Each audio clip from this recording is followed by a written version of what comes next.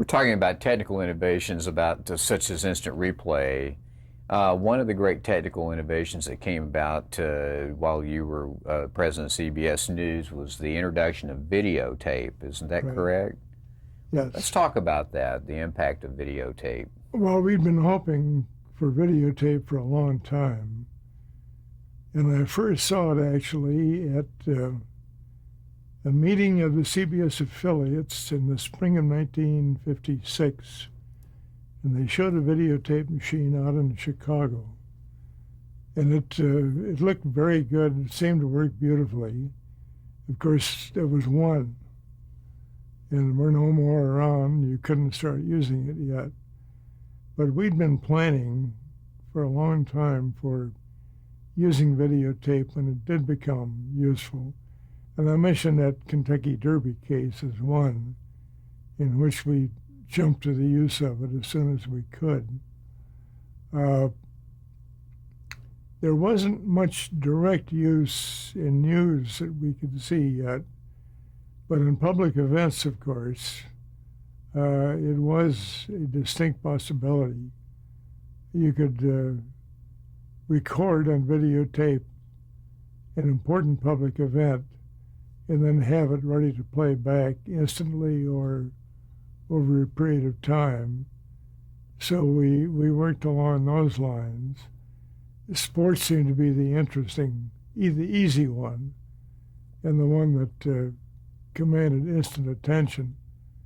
So we put a lot of effort in on it in that respect.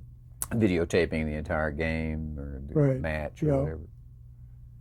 Was there any resistance to the introduction of videotape? No, I don't think so. I didn't. I don't recall any resistance at all. Were there any technical difficulties with it at first? Do you Well, recall? it simply was not perfected at first. Now, what specific technical difficulties, I don't know. Mm-hmm.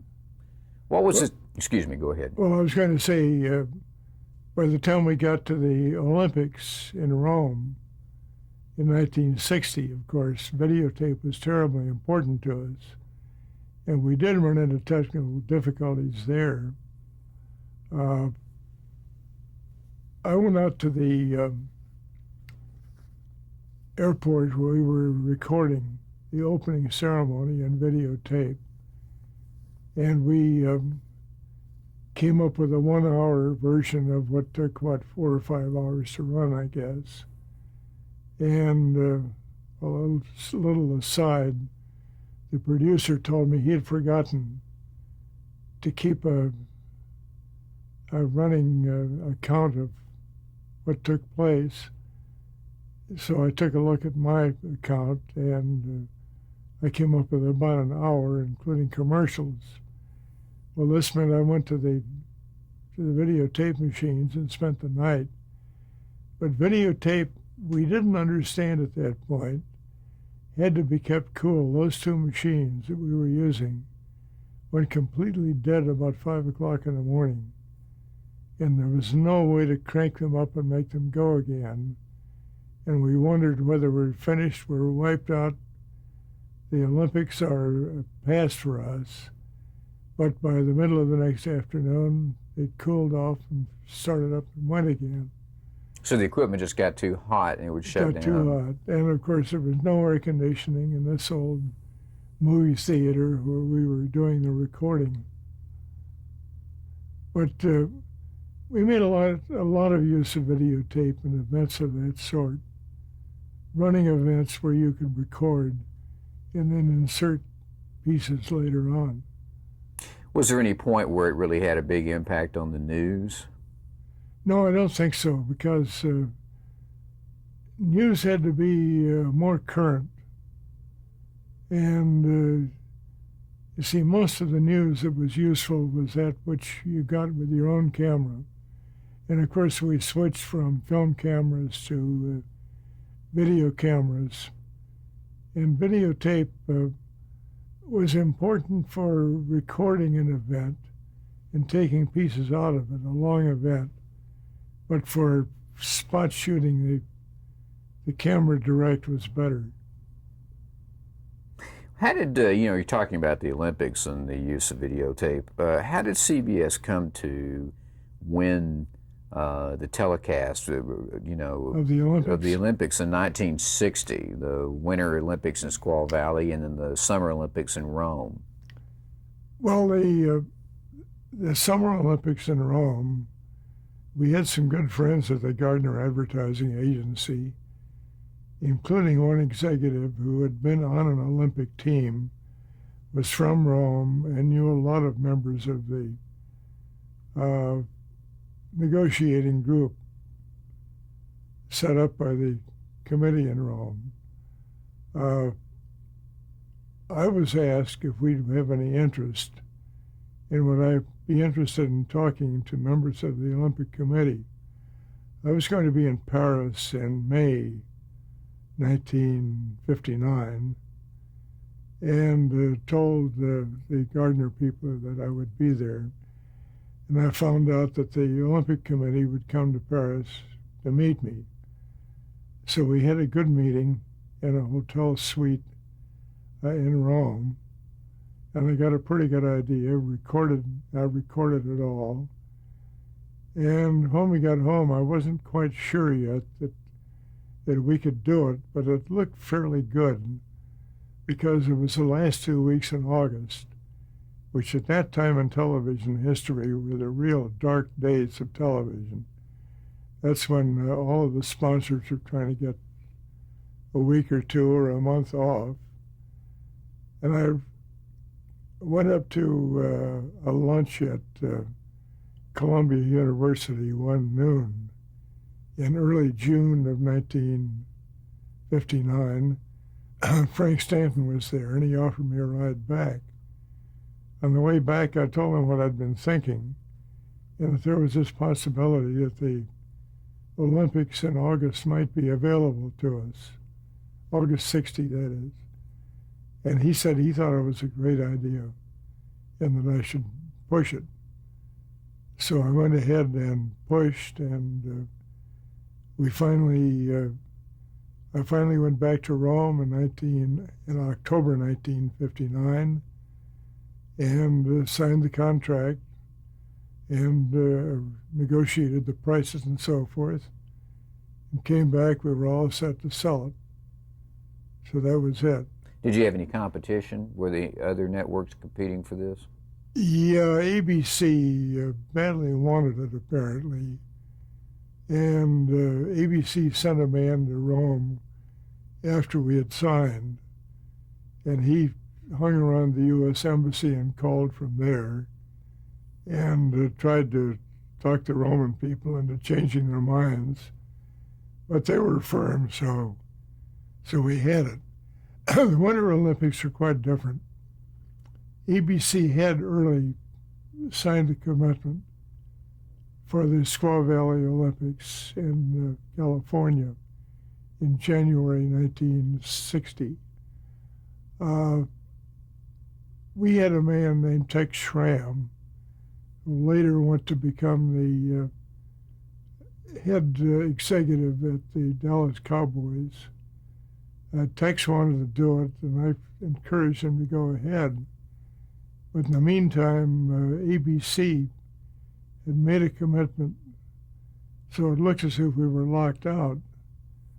In the summer of 1959, we were working with IBM getting ready for the election in the summer of 1960, and they were building the hardware for our coverage at San Jose. And so we scheduled a meeting in San Jose. IBM had been setting up all the timing facilities for the Olympics. And as we rode down to San Jose from the San Francisco airport, I asked the head of their operations vis-a-vis timing if ABC had really abandoned the plans. He said he had heard rumors to that effect, but he would find out and he'd let me know.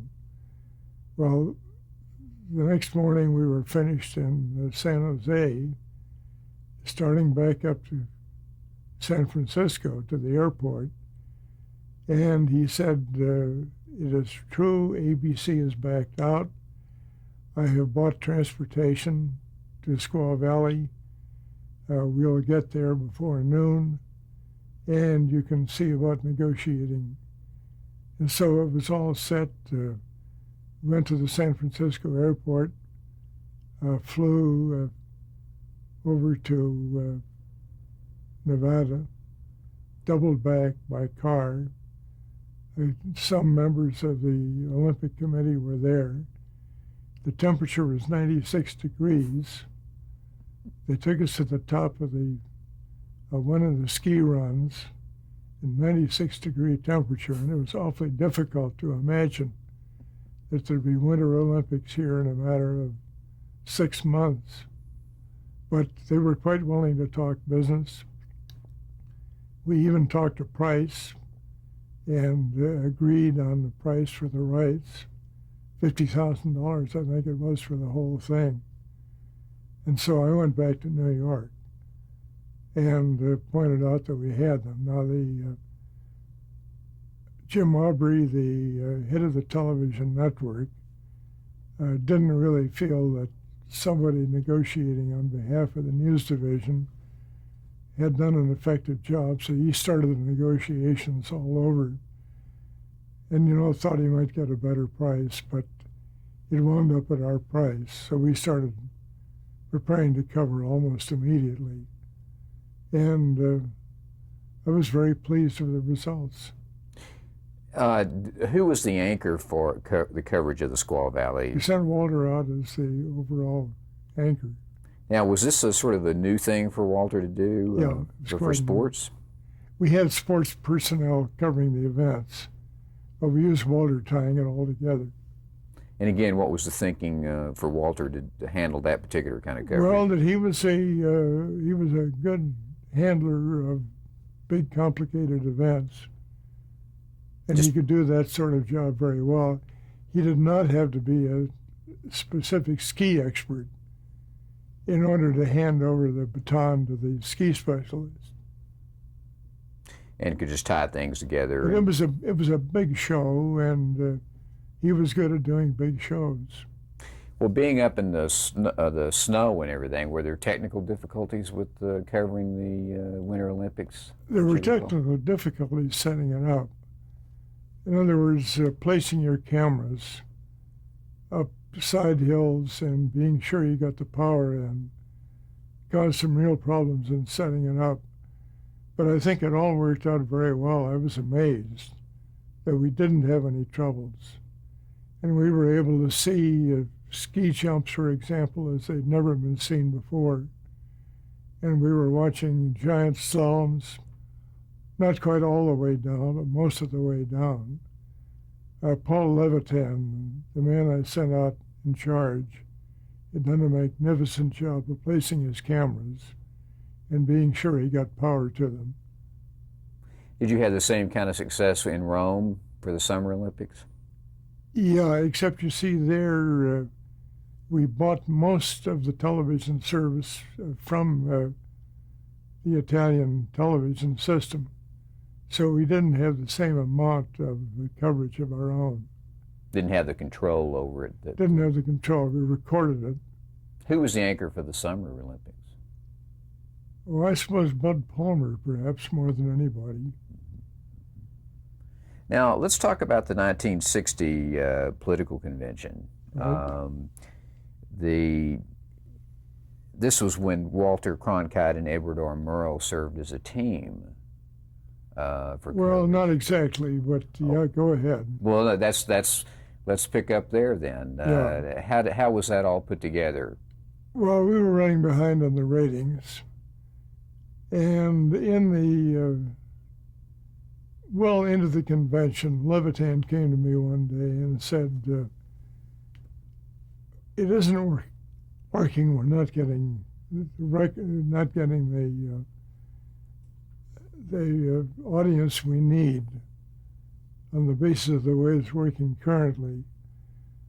How would you feel about trying Murrow and Cronkite together for a little while?"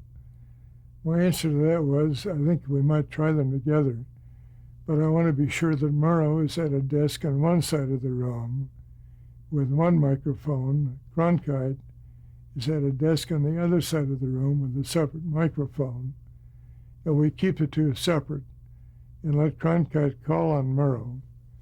And I think that way we can make fairly good use of Murrow. Well, of course, what happened is that Murrow moved right in and sat alongside Cronkite. He started using Cronkite's microphone and never went to the chair and the table that I'd insisted that he use.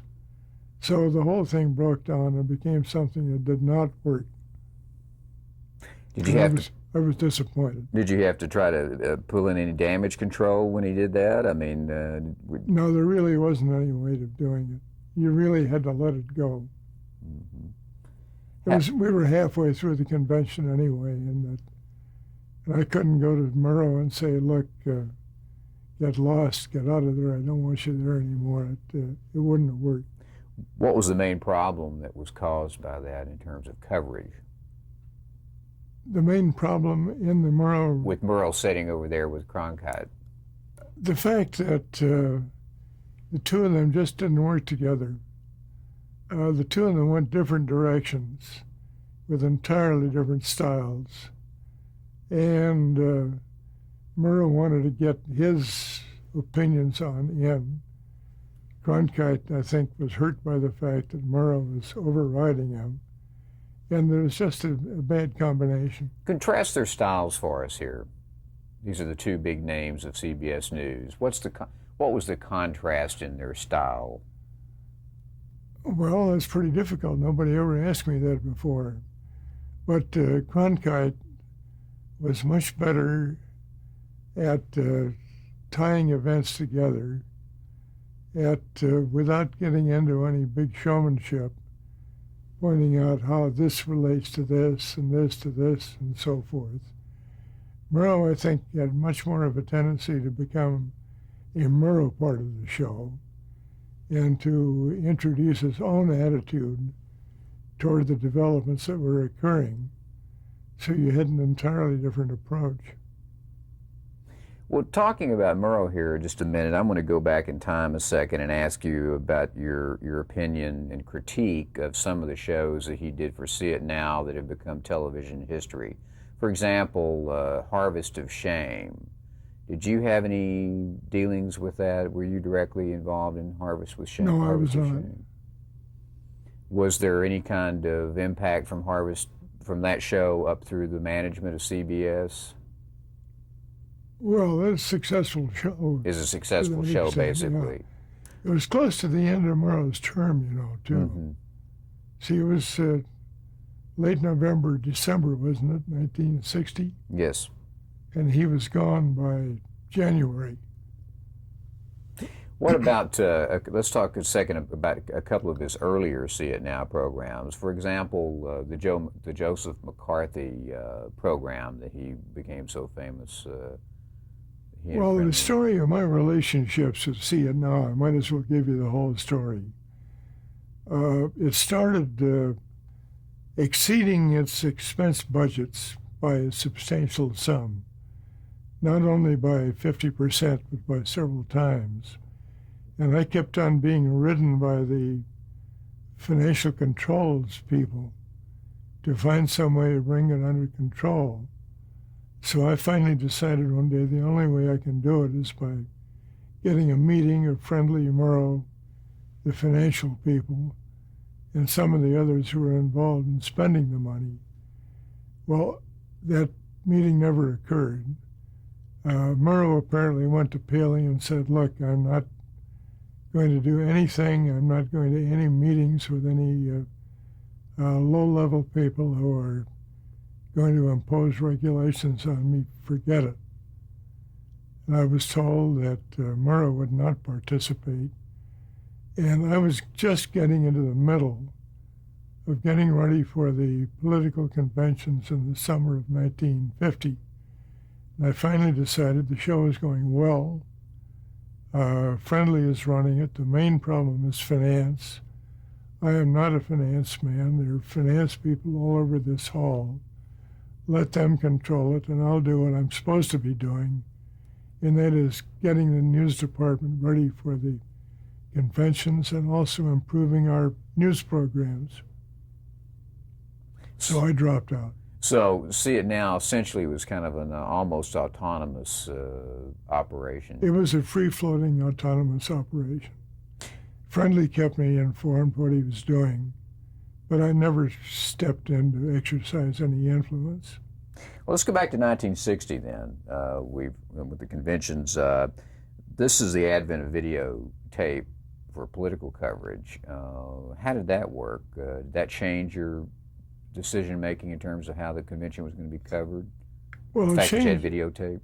It changed the decision making to the extent that you could cover two events simultaneously and patch the two together later. I think that was the main change.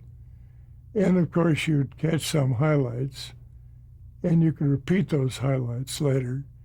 But I think more important was if something is happening downtown at the same time something is happening on the rostrum at the Cow Palace, or no, at the this is Los Angeles, that you could fuse the two of them later on. So we did some of that. Any other your technical people come up with any other innovations for that 1960 convention? I don't think so. Mm-hmm. Well, after the conventions, of course, you had John F. Kennedy and Richard Nixon in a campaign. Right. And certainly in terms of television history, the 1960 marks the year of the great presidential campaign debates. Right. What was your role in those? Well, my role was that it was my job to, get the debate started. Stanton had been working on it for some time and had won the support of both candidates and members of Congress to go ahead and do it. It was my job to get the candidates' representatives together and to get the broadcasters together to discuss how we would go about doing the debates. So I called a meeting in late August, got a room, a suite over at the Waldorf Hotel, called all the people in, and we started the process by assigning responsibilities. And then the size of that group cut down considerably, so that we had a group that continued meeting regularly concerning details. And that included John Daly from ABC, Bill McAndrew from NBC, and usually 2 or 3 people from each of the candidates' groups, usually the public relations director. And there we went to work on working out the details. It was not easy, and I was always fearful that at some point or other, somebody representing one of the candidates would say, look, it's been awfully nice working with you people, but we are not going into an event of that sort. Our final meeting before the debates took place at the Mayflower Hotel. I've referred to it since as the Mayflower Compact, but we met in a small room up in sort of a balcony off the main floor of the Mayflower. And we started that meeting, and they started telling us what they were going to do, and it was something that we could not possibly live with. So we said, that's not going to be it. We're going to do it our way or else. And they said, will you leave the room for a few minutes and come back and we'll see. We left, they called us in 15 or 20 minutes. We went back in and they laid out the pattern, which was totally agreeable to us. We agreed to it and said, okay, we go on that basis. and then it was up to us to determine where the debates were going to be and how we would set the stage for them and that kind of thing. So it looked as if when we were standing out in the hall at the Mayflower, as if they might tell us that they would not work on our basis. And they didn't, and so we'd won. Now, the first debate, Howard K. Smith was the moderator. Right. And how did he get selected to do that? Why was he chosen? We won the right to produce the first debate, and that gave us the right to produce the person who would be the chair for the debate. And we picked Howard K. Smith to do the job. Why him as opposed to someone else? Why him? Because we thought that his manner was probably the most successful for that kind of thing, that he would be less inclined to insert himself into the debate, would be more inclined to stay apart from it and maintain control of it without actually participating. And he was very well known, a man with prestige, and so we liked the idea of Howard Smith. Now, you were there personally at the debate. Yes. And what are your memories of of the candidates and their behavior, and what was the atmosphere like? Well, when the debate first started, I thought, I'm amazed that this man Nixon has not come out of his corner fighting, and I expected him to enter into the debate, to battle at any point. And it just never happened. He was quite passive, and he let Kennedy keep on taking the lead and never answered. So I was really astounded when it was all over that Kennedy apparently was the winner. That was my reaction. What about before the actual debate, when everyone was in the studio and the candidates were there, and did you think Nixon looked badly physically? I mean, he looked bad physically? No, I did not. I didn't see that. People afterward talked about it, but I didn't see it. And I spent some time talking with him alone. I think there's a picture in the room here somewhere of the two of us having a chat. It went longer than I expected. And he was not an easy man to talk with. Small talk was very, very difficult. And I discovered after the debate was over that for some reason or other, my conversation with him had been piped into the press room next door with about 400 reporters sitting there listening. I was embarrassed. So you were doing an interview without knowing it, right, for the press? Exactly. Well, we'll stop and change cassettes at this point. All right.